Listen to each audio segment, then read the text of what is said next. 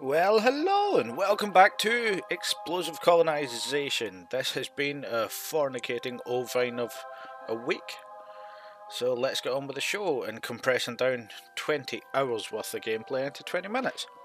So what we have here is a little bit of an extension for the tent city at Minmus. This is just to hold some liquid fuel, liquid hydrogen and oxidizer.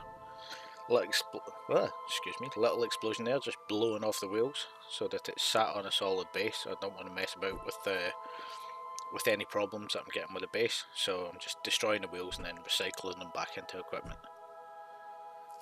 And a little bit of base modification, obviously, just adding the pipes. Now, these little supports that you get, I would advise always using. If anybody's ever noticed the tilt that you get in KISS, if you connect to these ground-based pylons and then extend from there onwards, that avoids the tilt that you get with some weird frame issues. I've noticed it a lot when you're connecting to anything running Infernal Robotics. You'll get a slight sway that gets worse and worse over time and eventually just detonates once you load into it. But now that we've done that, we are sending a little lander with a few KISS parts down to the distillery base, which is going to be my main liquid hydrogen base. I'm still playing about with the ideas of how that I'm going to set these up, but I decided that I would expand this base and see what I could do with it. At the moment, both bases are rigged almost identically. This base can't produce liquid hydrogen just yet in any reasonable quantities, and ironically enough, Tent City here can't really produce, although it can produce rocket parts, it's not producing them as fast as the other base, so I might sort of swap about how I'm doing things and change the actual assembly. Now here we have Scrap Heap, and we're just doing a bit of an extension. So we've already extended out at the sides. I had a little bit of a problem with some rocket parts and things vanishing, how the mod reset, still don't know what went on there. But I'm creating a bit more of an extension, and part of it is I need more battery power. TAC Life Support still has quite a severe problem, for me at least, whereas a lot of things aren't updating the electricity when it's at time warp. And you can actually see the other problem here is I'm getting a pause, a little ticking pause every couple of seconds. It's actually about every 6 seconds in game. But I want to be able to time warp quite a way ahead. There's a lot of things that just require time to pass by, but at the moment I have to jump between 3 or 4 ships and update them. And although TAC has been updated, supposedly it fixes the problem with not generating electricity, it's not generating it off of the solar powers or the generators that I have, so I don't know what's going on there. All of my generators are near future, and the solar panels some are stock, some are near future, and some are Wild Blue Industries, but for some weird reason it's just not counting up for what I've got. I don't know why. And there's a few places that only have a day or two worth of power, so I have to jump between them all when I'm time warping. So this is to address that little problem, and it's not often that I show docker maneuvers that I do manually. The reason I've done this entire thing manually instead of using MechJib is because all of the RCS is actually at one side. The RCS on the actual part, although it's equally spaced, it requires liquid fuel and oxygen, and I don't have any on the station at the moment, so I can't use that RCS just yet. So I had to use my little tug and manage it from one end with a whole load of torque. And then a little while later, another little build, and this is just us adding more ferries. I'm trying to get a few of these going so that I've always got something I can move. There's a few bigger things that are going to be built. I want to build my space stations here so that I can ship them out from Minmus to various places. I worked out a planetary transfer that works really well going to Eve. And yeah, I'm extending on that. I'm hopefully going to be able to do it to Juna and maybe even out to Jewel.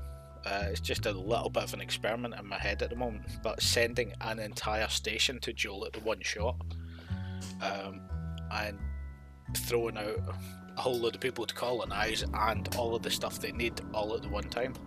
But for the moment, I'm just trying to sort things out so that I've got enough in all of the different places.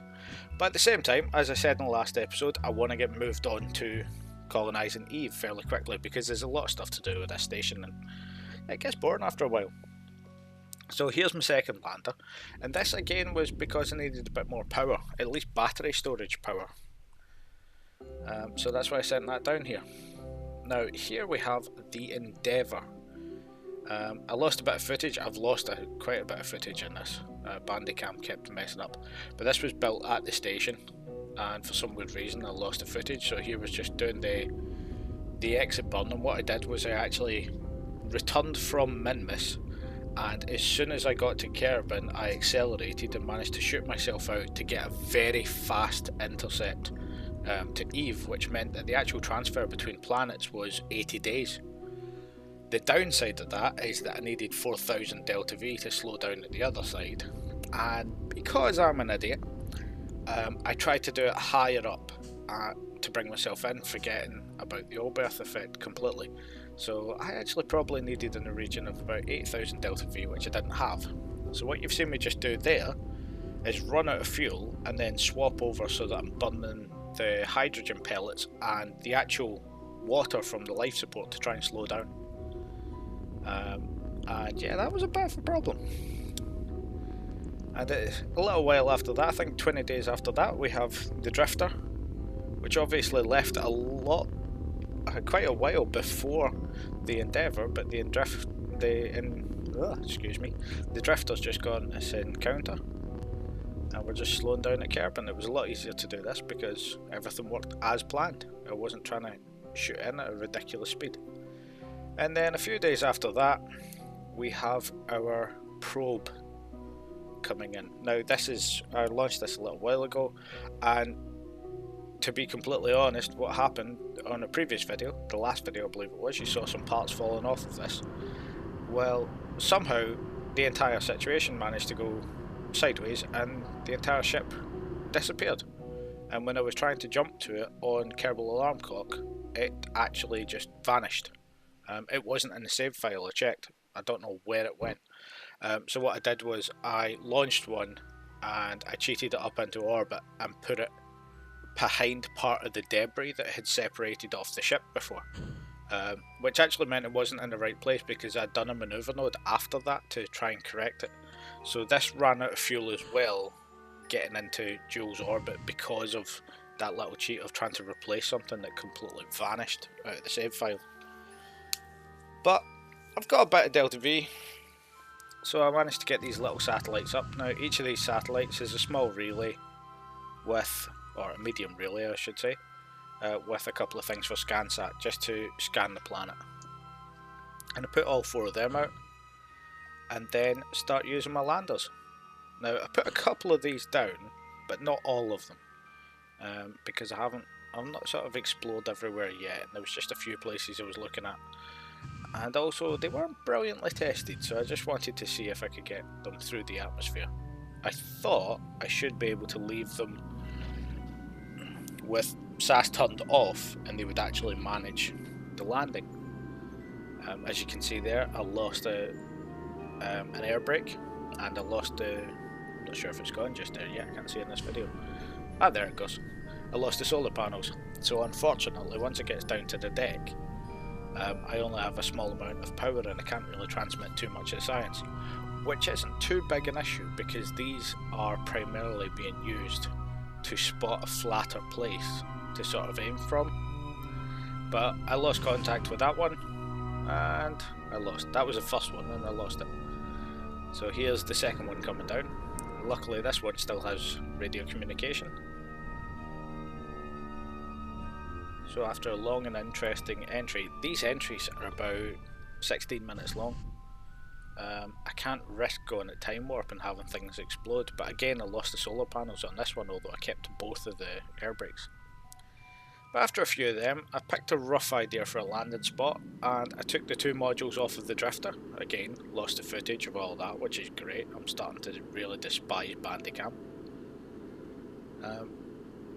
But we try our hand at a re-entry with... We're supposed to only have 2 Kerbals on board, but we have 4. I think Jebediah managed to talk somebody into sneaking on board. Or I just forgot to take him out somewhere he was. Either way,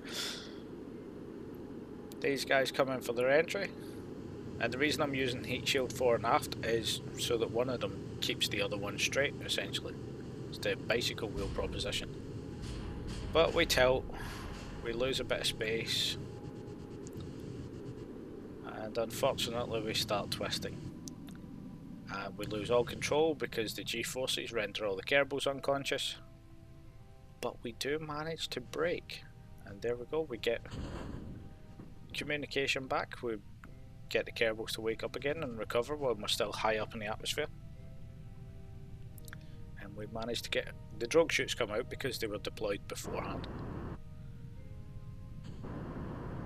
Now anybody that's seen this before, this is literally the same lander that I used on Minmus and on Juno. And they're just essentially joined together. I figured that would be easier for landing them, to try and get them to land in the same place. Obviously trying to do atmospheric predictions on Eve is just not easy. And then the drogue chutes have come out, but I don't want to cut them because I need every bit of braking possible. But I am, because of the angle this is hanging, because one side is heavier than the other, I managed to orientate it and then use the thrusters to push me away from the bit of the ocean or the lake that I'm over the top of. Obviously landing on liquid would be a severe problem for this. And then I toy with the idea of using throttle controlled avionics to land, but I give up and just shut down some of the thrusters.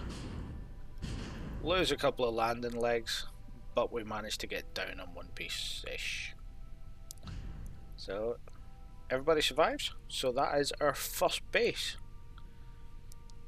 So some of the first things that we need to do are expand some habitats, which we do, and then start putting out our Pathfinder resources for our base. Now I did have a problem with this, and I don't know what the problem was.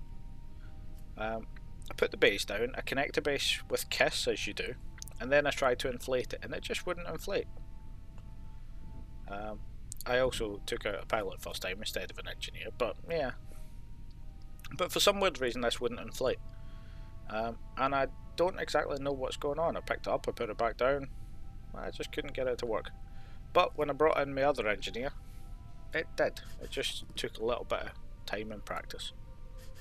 See, there we go, I'm connecting everything, moving everybody out of the way, and it just wouldn't inflate. I don't know why. But now we're back on the Endeavour. Now, part of the footage I lost was actually losing one of these small craft, these small lander craft. But this is the bigger version of the lander craft, so there's quite a few people on this. Scientists, engineers and pilots. And it's the entire Endeavour crew. The Endeavour essentially is... it still has a bit of power, but not much. And we go for a re-entry, which is over the lake quite a bit, so I'm going very aggressively to try and get it back. And after a lot of gliding, this landing was half an hour, and it was long, and that's including time warp. But with a fair bit of gliding, we managed to get back completely empty and dead of fuel. And then I used the chutes just to bring it down at the end. This lands on water really well, but I'm a bit nervous with trying to land it on the ground. And unfortunately, I just pulled this straight out of the example of the sample craft and loaded it up when I was putting it onto my thing. And it's not the same as the first version I had, which actually has flaps and fins and glides a little bit better. But it'll do the job. So out comes our next engineer. Grab a drill as usual, because you always need to drill if you're an engineer.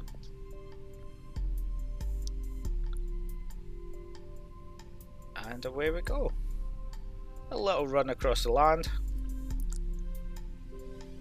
And then swap configuration, which might have helped with trying to get this thing out. I genuinely don't know what went wrong there. It's probably just me being stupid. And there's our first tent up from the Pathfinder mod on Eve. then a little bit just adding on to the base. And yes, so that's us. We now have a permanent base. It's got about a year's worth of supplies, but I'm going to try and create more while I'm here. I managed to do that in Juna, so hopefully this will work here. And yes, so that's us. We're just trying to get everything sorted. I'm just removing some parts and things. So I hope you've enjoyed this. Like and subscribe if you found this interesting. There's usually a new explosive colonisation every week, and every few weeks there is a video or so for my Skunkworks playthrough, which is just random ideas that I'm sort of throwing out there. So I hope you've enjoyed this, and I see you again soon.